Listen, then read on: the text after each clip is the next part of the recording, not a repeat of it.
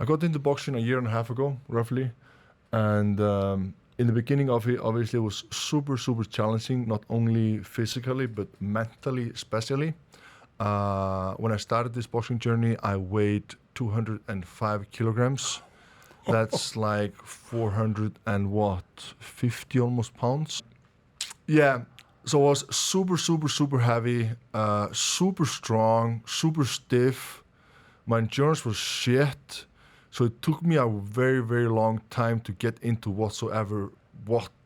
like a little bit of a boxing shape and just be able to be mobile and move and being able to last 6 rounds in the ring took me a good time. But I've been doing it now for a year and a half. I have a great coach, Billy Nelson, great team behind me. And it's going well. Did you struggle to find volunteers to get in the ring with you initially? You know what? In the beginning, a lot of people offered. A lot of people came and they were willing to spar with me because I was a beginner. I was new. And when you're new at something, everybody starts somewhere. I didn't know what I was doing. Whenever you start something new, it's always a big challenge. Yeah. Because you're learning every single day. And right now, boxing is extremely challenging, but I'm loving it. Absolutely loving it. How has you mentioned obviously the dramatic weight loss. How has your training adapted and your consumption of, I would imagine back in the strongman days, your calorie consumption would have been very high. I would imagine it's come down a lot. How have you kind of adapted the training to sort of fit your new skill? Yeah. So you basically slowly build yourself to the lifestyle and to the training style. Because if you start too fast, too soon, you are most likely going to get injured. So slowly, I decreased the calories. Slowly, I started to do more cardio. Slowly, I started to increase the workout, the length of them, the volume, and everything. And I remember in the beginning when I was sparring, I would get runny nose. I would get blood everywhere. I would get black eyes. I would just basically, to be honest with you, be fucked. I would be so tired after each and every session that I would just go home and I would pass out. But with time, with the experience, I'm getting better. No black eyes. I've got to say, I mean, you are 6'9", for goodness sake. You are a giant of a man, but you've lost, how much weight have you lost in the last? I've lost 55 kilograms. 55 kg. A whole human. I've lost you. So Thor has essentially lost the Sono Rapani. Yeah, Is literally. what he's done. Literally. Imagine, guys, I've lost her. That's a weird idea to wrap my head around. Put her inside of me, and that was me at one point. I mean, I can't get my head around that because you're a big fella as it is now, Hafthor. So for you to lose a Sono Rapani is quite a frightening thought. It is. In terms of your boxing aspirations, before we move on to talk other aspects of your career, where do you want to get to with boxing? Have you kind of mapped out a future for yourself? And are there fights? Are there people you love to fight down the road that you've kind of popped on the wall and thought, right, I'm going to take you out? I am mainly focusing on the main fight versus Eddie. That's the reason why I started this journey, and I want to finish that journey before I make any other decisions. Yeah. I'm not a big fan of making too many goals because then things can get just out of hand.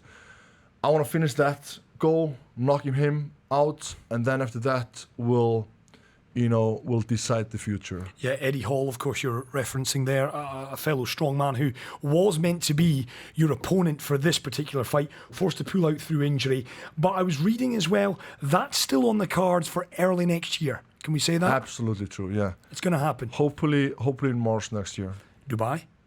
We don't know. Don't know now. Watch this space, perhaps, on that front. Yeah. Talk to us about the origins of your kind of strongman career. When did you? Because obviously you need I'm looking at Chris here, and I'm not sure careful. why, but you need a certain physiology to go into that world, that sphere.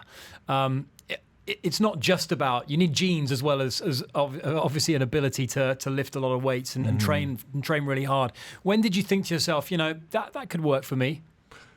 Yeah, so I started competing in strongman back in 2009, and after my first competition, placing fourth in a quite good competition, I saw that, hey, wait a minute, I can actually maybe do something here, because I competed, I got some prize, but I was like, wait a minute, I get paid for doing this? Like, this is nice. I'm just lifting weights and like people are cheering me on. This is awesome. So I just thought to myself, well, if I put more effort into this, I can travel the world and I get paid. That's fucking awesome. So I started to be more focused. I put more focus and energy into my diet, into my training, into my recovery, and just year by year got better. 2011, I did my first World Strongman competition, and 2012, I placed third. And every year since every year, I just got better and better. And it's been it was a great journey. But you have to be a little bit crazy to do strongman. Yeah, there was viral images that did just that. They went viral, for goodness sake. I think you were 16. You were a big lad. I mean, you never changed. You're 6'9" then. I think you were not far off it. But your transformation from the age of 16 to 21, it went viral because you went from a kind of athlete, a basketball player, to a strongman. That 5 years, and you were talking off air, it's more than a lifestyle choice. When you go into strongman, that consumes everything. Your being is attached to strongman, right? Absolutely. And I was willing to do whatever it takes to become as good as possible. I didn't even care how I looked, because like in the beginning of my career, I gained so much weight, I got a lot of fat on myself. And a lot of guys at that age, they think, I don't want to do that because I want to look good for the girls. I did not give a bleep, because in my head was just, I want to be as good as possible. How can I get better? Well, the extra body weight can help me. So I just ate and I gained so much weight so fast. It was absolutely unbelievable. I didn't feel good. I wasn't happy. Definitely depressed, but I did it because I wanted to become the best. You're admitting you were depressed doing this? Yeah, absolutely. Being 200 kilograms does not make you feel good. How do you justify it then? Going through something that you said, it made you feel terrible. You're feeling depressed. You knew the reason for feeling depressed and feeling that way. What's the justification that you give yourself to keep going with that? The passion to become the best. I guess, I just really, I wanted to, become the best in that sport, and nothing else matters really. I was willing to sacrifice family time, willing to sacrifice friendships, anything basically, relationships, to become the best. And I did that for more than a decade, and I became the best. Now that lifestyle is over, now I'm more focused on health, my family, my son and daughter, 2 healthy kids, and I want to be there for them for the future. And so you say that you sacrificed all of that to be the best, and then you became the best. What did that moment feel like when you felt like, I am the best? Felt amazing. There's no better feeling when you sacrifice so much, and you literally sacrificing your health at the same time, because this sport is not easy on the heart, especially when you go that extreme like myself. You can do strongman and still be healthy if you do it the right way. But I went all in, and I did it very fast, and I gained weight fast, and I did things that I probably should not have done to become the best, because I was willing to be the best. A great saying from Arnold Schwarzenegger. He once said, in an interview, if I had to eat shit to become better, or like gain more muscle mass or something, he would have done it. And that's where my mind was at the same time as well. I ate and I did the things to become better, because that was the only thing that matters at that time. And sometimes when you want to become great at something, you just have to Do you think choose and pick, and I mean, I didn't drink, I didn't smoke, I didn't do drugs, I didn't do anything like that. I didn't party, I didn't stay up late. My lifestyle was pretty healthy, but at the same time, being 205 kilos isn't good for the heart. But I didn't do other stuff, but I did this. So I guess balance itself out. Balance it out. And we're getting so many messages. We had a question. Did you eat Sonal's body weight in a day? What would be the peak, Hafthor? What would be the peak when you were really packing on the pounds and you were training ridiculously every day? What sort of calorie consumption are we talking about here? At points in my career, I think I probably consumed around 20,000 calories a day. 20,000. I would gain easily at a point kilo to 2 kilograms a day, and I was just putting on mass so fast, putting on body weight so fast. It was crazy. That doesn't work for everyone, right? I mean, you have to have a certain kind of you have to be genetic structure, a little bit crazy, right? As well as willing to suffer, because I would eat so much that I would literally eat, and I would be so full that I would just fall asleep, literally on the spot, because my body and my energy was just out. I would just overeat, basically. I think we've got to talk Game of Thrones at this point. Talk to us about when you got the call to see if you were interested in appearing in that show. Were you a fan of the show? And can you kind of tell us the backstory to that? Yeah, absolutely. I was a big fan of the show. Good. Just so everyone knows, big fan of the show. So it was a big shocker because I hadn't do any acting before that. So acting was new to me, like just something small back home in Iceland, not nothing big. And the funny story behind this is, I got an email sent to me, actually a message sent on my fan page, my Facebook fan page, which is kind of weird, back in 2013, probably because they just didn't know my email address.